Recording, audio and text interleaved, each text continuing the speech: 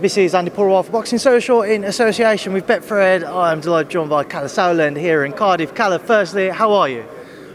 Very excited, Andy. How are you, mate? You well? I'm very good. Looking forward to what should be a very explosive fight come Saturday night. Just get your thoughts on the face-off, the comments up on stage. What did you take away from it all? I mean, you know, I didn't expect anything different. There was the back and forth, which has been, let's face it, it's been ongoing for years. Yeah, goes I think back 2.5 years or something. So it's not surprising that 48 hours now out from the big event that they're going to be up on that level. And but Junior, I rode up to the press conference with him, had a little chat, and had a feel how he was 48 hours out. I only arrived today. No different to any other fight, whether it's been, you know, Yildirim or Groves or whatever, all the big fights he's been in, De Gale.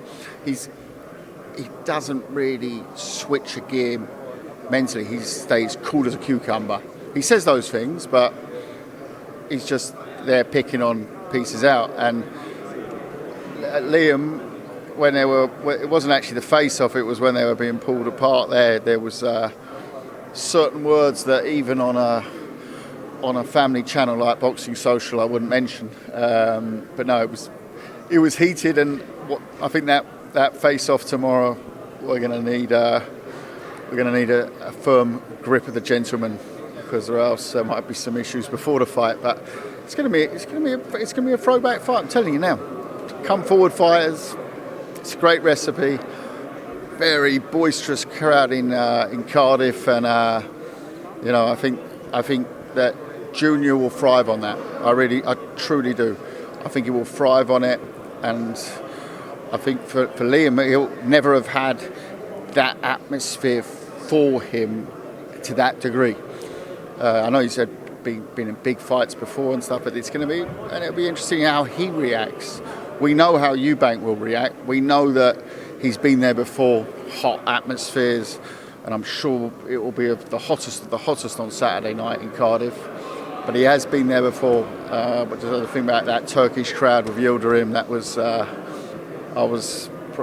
we promoted the event, and it was a crazy night. And the way he reacted that night said to me a lot about Eubank Junior and the faith we have in him. Do you think Junior would be successful by stoppage come Saturday night? I think it's one of those fights. Some people say it's difficult to pick the winner. So I'd be a brave man. But I don't bet. If I was betting, I go Eubank late. The rematch clause was brought up during the press conference. I was trying to get your thoughts on it. You know, the reasons behind inserting it. Good that everyone else missed it apart from you. I mean it's standard. You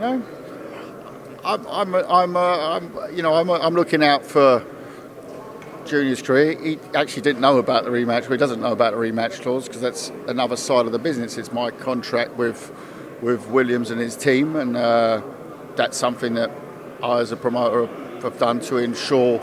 You know, listen, I'm 100% sure that Junior gets the job done. But boxing can slip, can be anything, can be a terrible decision, can be lots of different things. We've been there before, we've seen it all before.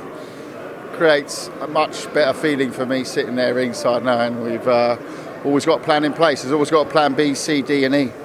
I'll just get your thoughts on a couple of the topics. Firstly, last Friday, the largest purse bids in boxing history between Fury-Whyte, won by Frank and Bob Arum. Just get your reaction to when you saw those huge numbers. Well, it took me back a few years because they smashed our record, which was 23 million for Povetkin Klitschko a few years ago. So, huge numbers. I don't read too much into the number. I know the way the business works. They will have had a deal in place with Tyson. They can bid more. They're on the 80% side, so the number doesn't really matter too much. I think it does show the level of interest in that fight, and it's a great fight.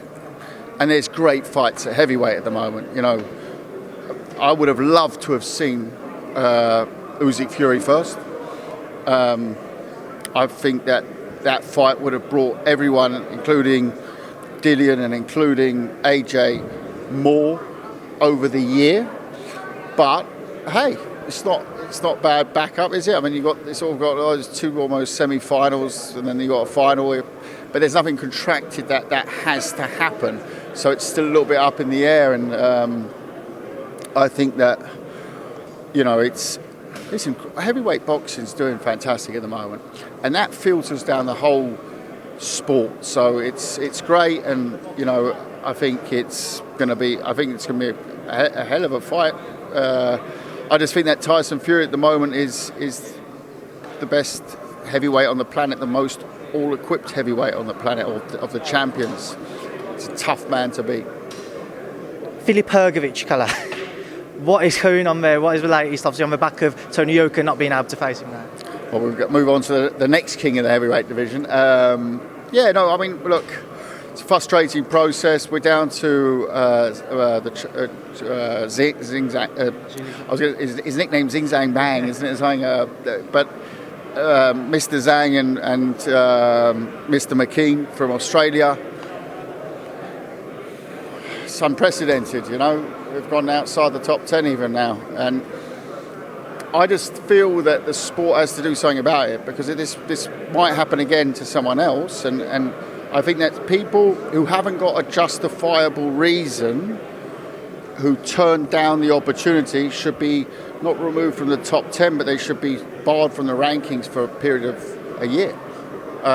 Why else be ranked? Why else take the ranking? Why else accept the ranking? Why else be in the sport other than to challenge for the greatest prize of all, which is the World Championship, and especially at heavyweight of all?